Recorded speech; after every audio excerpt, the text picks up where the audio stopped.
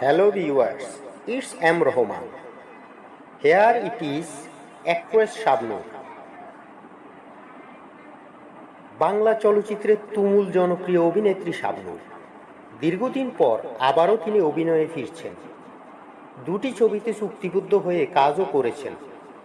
তিনি বর্তমানে সামাজিক যোগাযোগ মাধ্যমেও বেশ সক্রিয়। 3 দশকে নায়িকা শাবনূর 158টি ছবিতে অভিনয় করেছেন।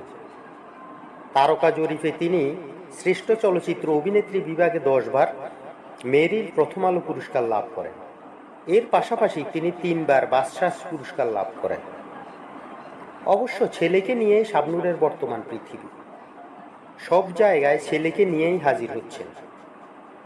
ফেসবুক ও ইনস্টাগ্রামে মা ও ছেলের ছবিসহ প্রায়ই পোস্ট করছেন শাবনূর।